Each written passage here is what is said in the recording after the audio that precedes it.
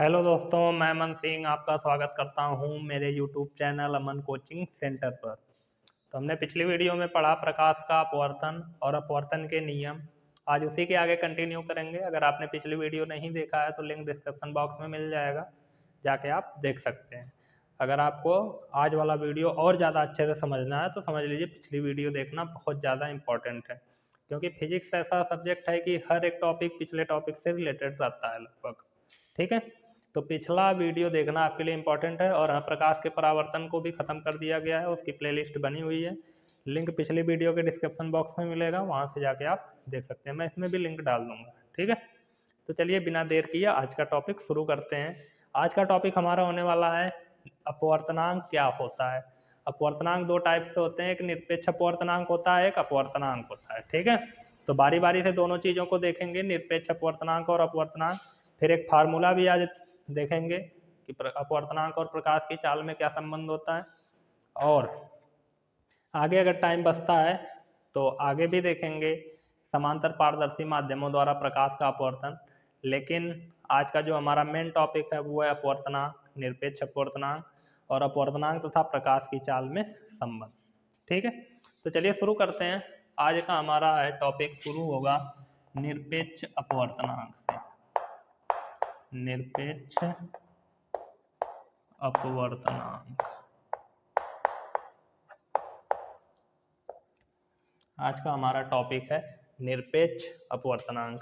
ये निरपेक्ष अपवर्तनांक क्या होता है? तो मैं जब पिछली वीडियो में पढ़ाया था आपको अपवर्तन का नियम, तो उसमें दो नियम बताए गए थे। पहला नियम था आपतित किरण, अपवर्तित किरण तथा आपतन बिंदु पर अभिलंब तीनों एक ही तल में होते हैं, तो उससे हमको कुछ लेना देना नहीं है। वो तो परावर्तन में भी वही था, अपवर्तन में भी वही है, बस नाम चेंज हो गया थोड़ा सा। वहाँ परावर्तित किरण बोलते थे और यहाँ पे अपवर्तित किरण।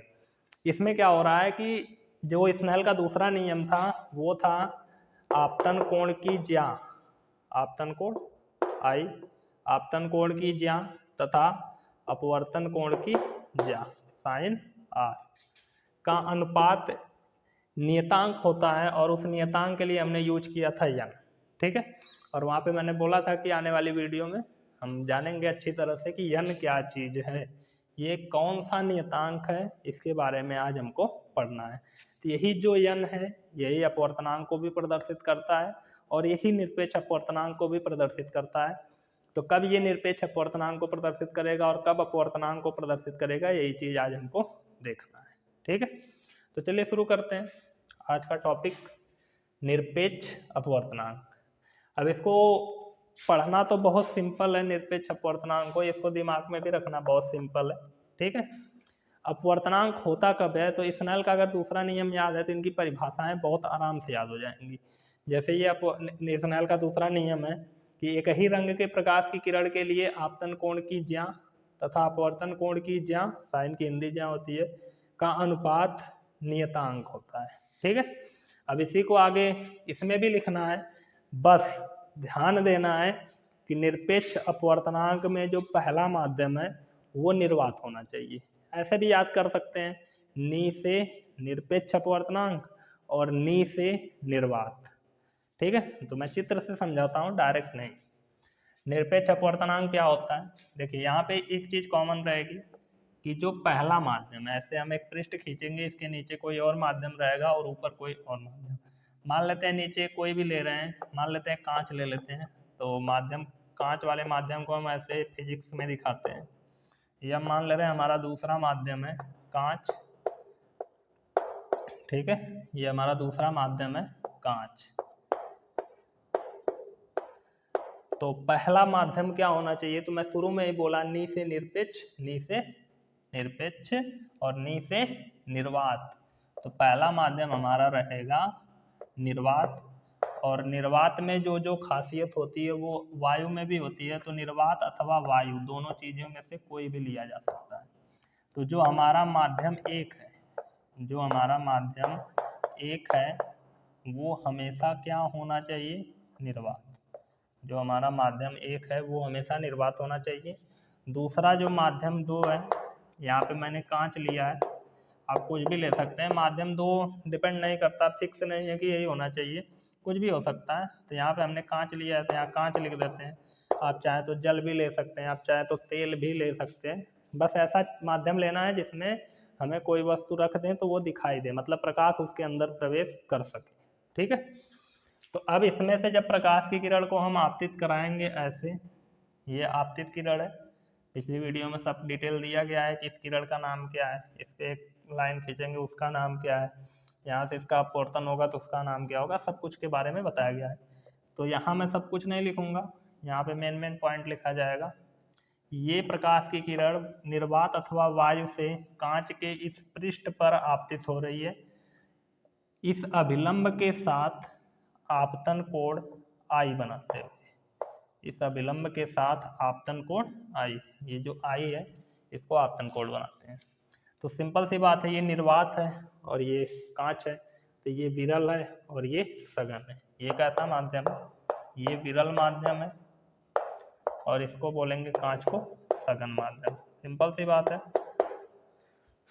जिसमें प्रकाश तेज चलेगा वो विरल होगा और जिसमें स्लो चलेगा वो सघन होगा। ठीक है, अब क्या होगा, प्रकाश की किरण विरल से सघन में आ रही है तो अभिलंब की ओर झुक जाएगी। तो इसका तो वास्तविक पथ अगर देखा जाए तो हमको लग रहा होगा कि ऐसे सीधे आ रही है और ये सीधे जाएगी, लेकिन ऐसा नहीं होने वाला है कुछ, बल्कि ये अभिलंब की ओर झुक जाएगी ऐसे। ठीक है, और यहाँ पे जो कोण बनेगा उसको बोलते हैं अपवर्तन कोण आर। तो ये हमारी आपतित किरण है, ये अपवर्तित किरण है और ये अभिलंब है। ठीक है, तो ये सब चीज़ें नाम वाम सब कुछ बता दिया गया है। आज हमारा जो मेन पॉइंट है वो ये ध्यान में रखना है कि माध्यम एक हमारा निर्वात अथवा वायु होना चाहिए और माध्यम दो हमारा कुछ भी हो सकता है, वो फिक्स नहीं है। ठीक है, तो निरपेक्ष अपवर्तनांक क्या होता है, यही चीज़ है यन। इसी यन को एक बार हम निरपेक्ष अपवर्तनांक बोलेंगे, तो एक बार केवल अपवर्तनांक बोलेंगे। अपवर्तनांक को सापेक्ष अपवर्तनांक भी बोलते हैं, तो कंफ्यूजन नहीं होना है। निरपेक्ष अपवर्तनांक बस अलग है, अगर केवल अपवर्तनांक बोला जा रहा है तो वही सापेक्ष अपवर्तनांक भी है, और केवल अपवर्तनांक बोलेंगे तब भी सही है। ठीक है, तो यन हमको कभी कभी अपवर्तनांक बताएगा, कभी कभी निरपेक्ष अपवर्तनांक बताएगा। तो यहाँ पे हम निरपेक्ष अपवर्तनांक देख रहे हैं, यन से ही प्रदर्शित करेंगे निरपेक्ष अपवर्तनांक को। परिभाषा भी वही होगी, आपतन कोण की ज्या तथा अपवर्तन कोण की ज्या का अनुपात निरपेक्ष अपवर्तनांक कहलाएगा। कब, वही मेन है समझना। जो स्नेल का दूसरा नियम है, पूरा का पूरा परिभाषा निरपेक्ष अपवर्तनांक में आएगी। बस शुरू में एक चीज लिखना पड़ेगा, जो मैं यहाँ पे बार बार बोल रहा हूँ, माध्यम एक हमारा निर्वात अथवा वायु होना चाहिए, माध्यम दो कुछ भी ले सकते हैं। ठीक है, तो बोलेंगे यहाँ पे, जब प्रकाश की किरण निर्वात अथवा वायु से किसी अन्य माध्यम में प्रवेश करती है, माध्यम दो कुछ भी हो सकता है, तो इसीलिए बोल रहे हैं किसी अन्य माध्यम में प्रवेश करती है।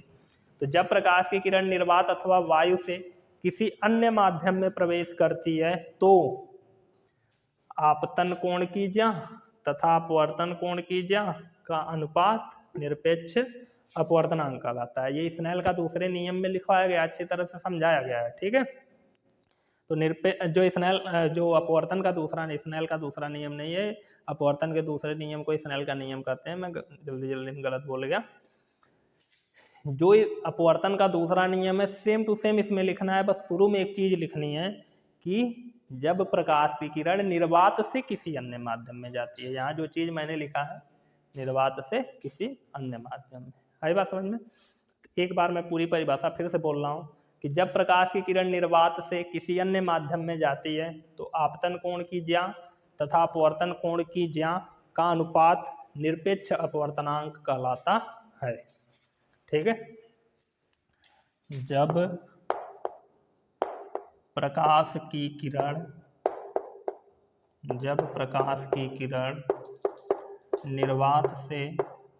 निर्वात अथवा वायु, दोनों एक साथ लिख देते हैं, निर्वात अथवा वायु से किसी अन्य माध्यम में जाती है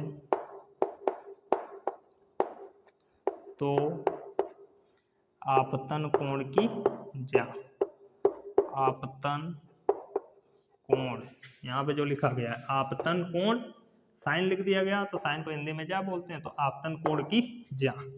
तो ये लिख रहा हूँ आपतन कोण की ज्या तथा दूसरा क्या है, अपवर्तन कोण की ज्या तथा अपवर्तन कोण की ज्या का ये क्या है, बटा मतलब अनुपात। तो अपवर्तन कोण की ज्या का अनुपात किसके बराबर है, यन के बराबर। इसी यन को तो ही बोलेंगे निरपेक्ष अपवर्तनांक। तो आपतन कोण की ज्या तथा अपवर्तन कोण की ज्या का अनुपात निरपेक्ष अपवर्तनांक कहलाता है। अपवर्तनांक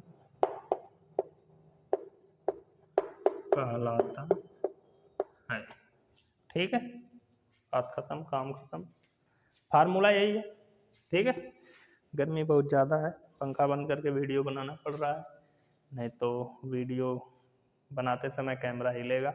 कैमरा नहीं है, मोबाइल ही है, अभी कैमरा खरीदने जितना पैसा नहीं हुआ है। तो आगे बढ़ते हैं। ये समझ में आया, फार्मूला यही होने वाला है, n बराबर साइन आई बटे साइन आर। मैं बस परिभाषा बता रहा हूँ कि जब प्रकाश की किरण निर्वात अथवा वायु से किसी अन्य माध्यम में जाएगी तो आपतन कोण की ज्या तथा अपवर्तन कोण की ज्या का अनुपात निरपेक्ष अपवर्तनांक कहलाता है। इसे भी n से प्रदर्शित करेंगे। ठीक है, और इसके बाद जो है अपवर्तनांक या सापेक्ष अपवर्तनांक, उसे भी n से ही प्रदर्शित करने वाले हैं। तो वहाँ पे मैं लिख दूंगा इसे n से प्रदर्शित करते हैं, इसमें नहीं लिख रहे हैं। ठीक है, ये हो गई पूरी परिभाषा।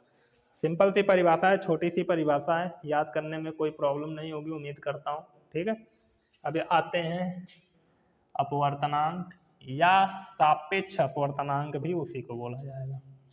यहाँ पे हम कह सकते हैं अपवर्तनांक या सापेक्ष अपवर्तनांक बोला जाए, बात एक ही है।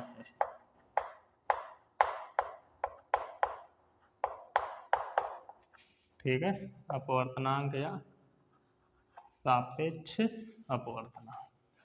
जो चीज इसमें मैंने लिखा है सेम इसमें लिखनी है, जो चीज मैंने इसमें लिखा है सेम इसमें लिखनी है। ये भी तो अपवर्तनांक ही है, वो भी अपवर्तनांक था, ये भी तो अपवर्तनांक ही है। तो क्या बदल जाएगा कुछ? कुछ नहीं बदलेगा, सेम वही होगा।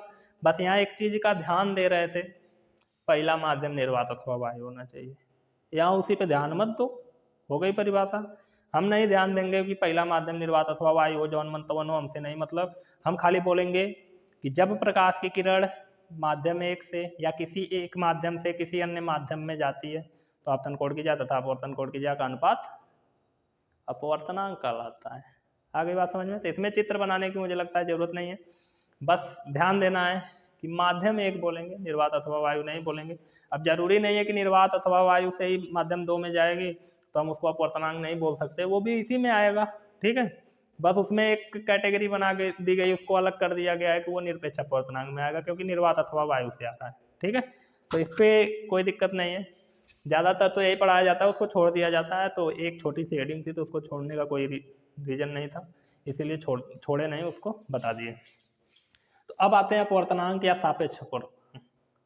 सेम यही परिभाषा लिखनी है, बस प्रकाश की किरण निर्वात अथवा वायु से नहीं, यहाँ पे लिखेंगे माध्यम एक से किसी अन्य माध्यम में। ठीक है, किसी एक माध्यम से किसी अन्य माध्यम में, यहाँ फिक्स नहीं है कि निर्वात अथवा वायु से ही जाएगी, कोई भी माध्यम से किसी अन्य माध्यम में जाएगी तो अपवर्तनांक कहलाएगा आपतन कोण की ज्या तथा अपवर्तन कोण की ज्या का अनुपात।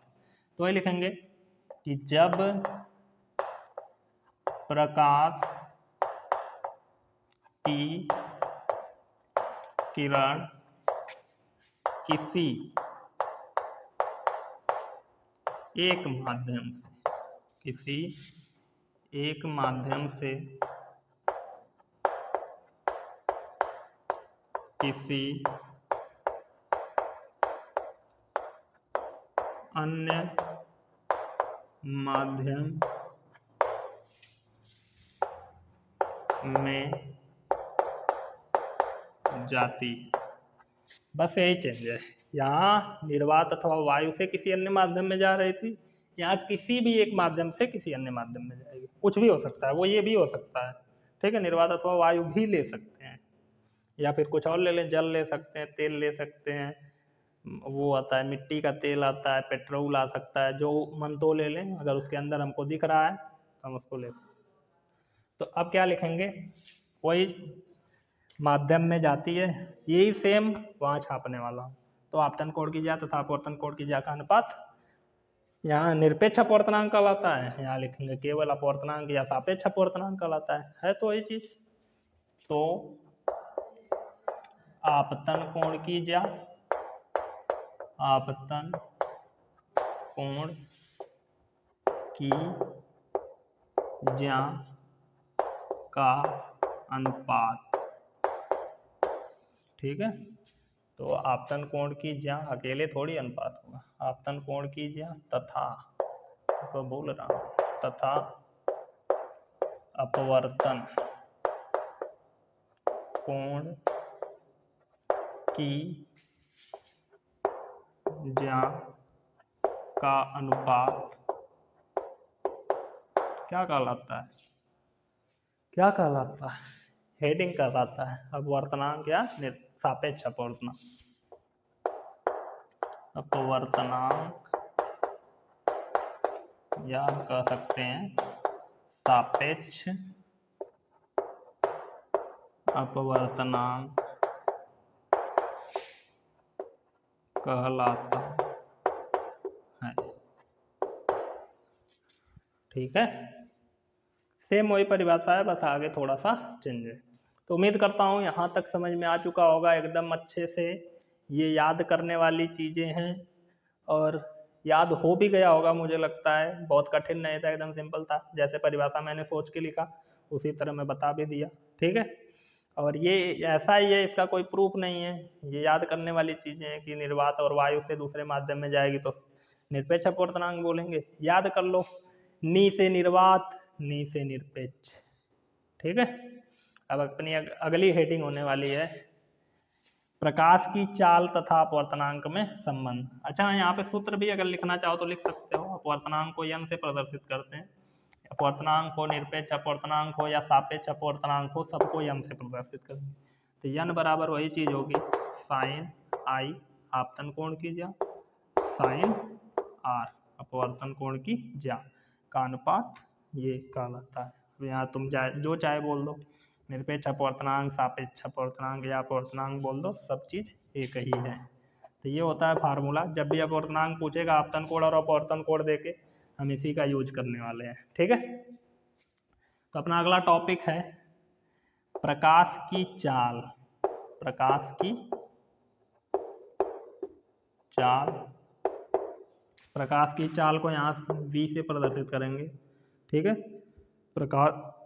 प्रकाश की चाल तथा अपवर्तनांक, अपवर्तनांक कोष्टक में n में संबंध। मैं यहीं से हेडिंग डाल दे रहा हूँ क्योंकि डिजिटल बोर्ड तो है नहीं कि डिलीट कर दूंगा, तुरंत मिटाना पड़ेगा, मिटाने में टाइम जाएगी और ये उड़ के सिर पे जाएगा, पूरा बाल झड़ गए मेरे आधे से ज़्यादा, इसको मिटा देते हैं, ठीक है। तो कंजूसी कर करके पढ़ा रहा हूँ, यहाँ से इतनी जगह छोड़ नहीं रहा हूँ कि यहाँ से लिखूँ, मैं यहीं से लिखूँगा ताकि इधर और भी एक हेडिंग हटा जाए, ठीक है। तो ये बहुत छोटी सी हेडिंग है और इसका यूज बहुत ज़्यादा है, यहाँ तो यूज होगा ही 10 में, 12 में जाके तुमको जब तरंग वाला पढ़ोगे, 12 में जाने के बाद प्रकाश के दो व्यवहार हो जाते हैं, उसमें दो ऑप्टिक्स आ जाते हैं, दो प्रकाश की आ जाती है, एक तरंग प्रकाश की आ जाती है और एक किरण प्रकाश की होती है। तो अभी हम लोग किरण प्रकाश की पढ़ रहे हैं और हमको 10 में इतना ही पढ़ना है, 12 में जाएंगे दो चीज़ें पढ़ेंगे अलग अलग तरीके से। लेकिन ये जो फार्मूला निकलेगा ये रे ऑप्टिक्स में मतलब किरण प्रकाश की में और वेव ऑप्टिक्स मतलब तरंग प्रकाश की दोनों में आता है, ठीक है। तो ये बहुत इंपॉर्टेंट है और आगे सवाल भी बहुत इंपॉर्टेंट है, इस पे सवाल लगाना आना चाहिए। और ये जो फार्मूला आएगा, ये फार्मूला मैं देखा हूँ बोर्ड के पेपर में बहुविकल्पी में बहुत ज़्यादा पूछता है, 1 नंबर में, ठीक है। और बहुविकल्पी में नहीं पूछता है तो इस पर सवाल जरूर दे देता है, ठीक है। तो अब देखते हैं क्या होगा। तो यहाँ पे मैं बहुत बार एक चीज बोल चुका हूँ जब से मैंने अपवर्तनांक शुरू किया है। मैं बोला था कि प्रकाश जब धीरे चलेगा, प्रकाश जिस माध्यम में धीमे चलेगा किसी अन्य माध्यम की अपेक्षा, तो वो सघन होगा, और वो जिसकी अपेक्षा धीरे चल रहा है वो विरल होगा। ठीक है, तो अगर हमने दो माध्यम लिया है, एक माध्यम में प्रकाश तेज चल रहा है और एक माध्यम में स्लो चल रहा है, तो जिसमें तेज चलेगा उसको विरल बोलेंगे और जिसमें स्लो चलेगा उसको सघन बोलेंगे। ठीक है, तो वही चीज़ है। यहाँ पे हम एक चीज़ लिखेंगे, यहाँ देखो प्रूफ नहीं हो पाएगा, यहाँ पे तरीका बता रहे हैं इसको लिखने का और फार्मूला बताएंगे क्या चीज़ है। तो जब प्रकाश की चाल v है और अपवर्तनांक n है, तो v और n में संबंध बताना है। कोई ऐसा संबंध बता दो, कोई ऐसा सूत्र बता दो जिसमें v और n हो और कुछ हो तो वो कांस्टेंट हो, उसका मान फिक्स हो। ठीक है, तो अब हम निकालने जा रहे हैं v और n में संबंध। तो हम मानेंगे कि यदि कोई प्रकाश की किरण, पहले माध्यम को हम निर्वात मान के चल रहे हैं, इसी से तुलना करा करा के अन्य माध्यम के भी अपवर्तनांक निकल जाएंगे। तो हम लिखेंगे कि यदि मान लेते हैं कि माना प्रकाश की किरण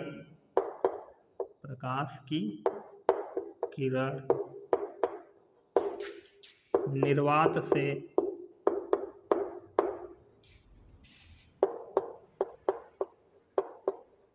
जल में प्रवेश कर रही है, या फिर यहाँ एक चीज़ और लिखते हैं, जल से नहीं लिखते हैं, यहाँ जल की जगह कुछ भी हो सकता है। तो माना प्रकाश की किरण निर्वात से किसी माध्यम में प्रवेश कर रही है, निर्वात से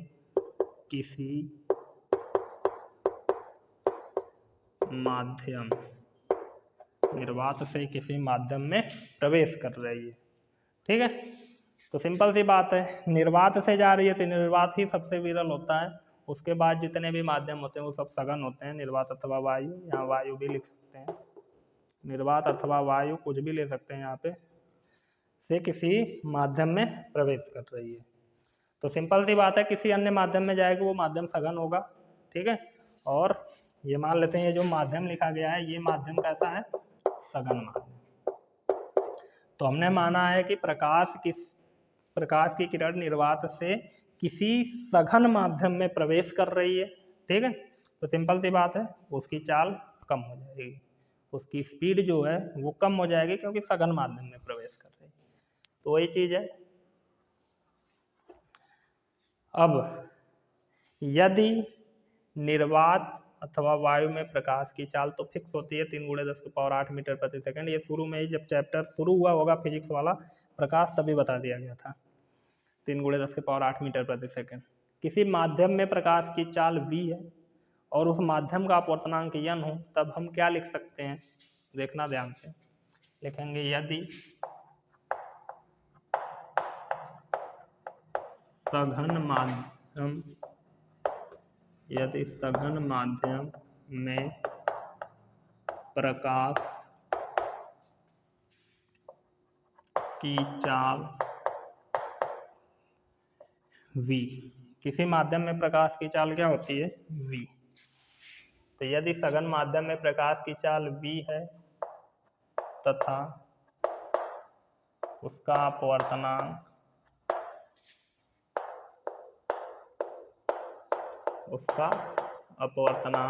स्मॉल n है,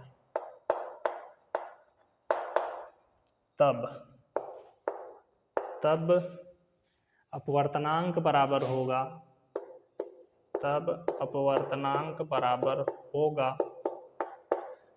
क्या होगा। एक चीज मैं बोलता हूँ यहाँ पे, मैं पहले ही बटे लगा लेता हूँ फिर लिखता हूँ। मैं बोला था कि माध्यम जितना सघन होगा उसमें उतना ही प्रकाश स्लो चलेगा।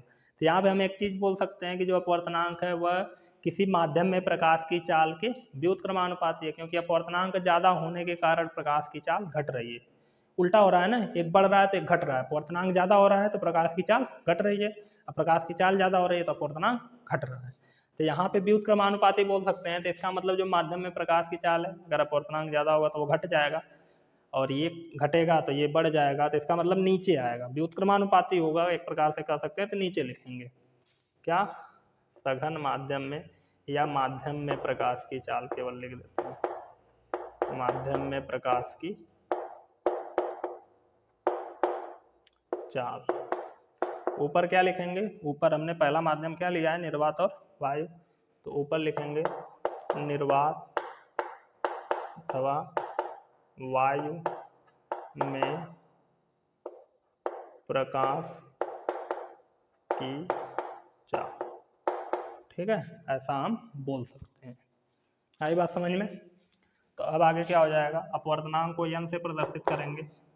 निर्वात अथवा वायु में जो प्रकाश की चाल होती है 3 × 10⁸ मीटर प्रति सेकंड, तो उसको हम c लिखते हैं, स्मॉल c।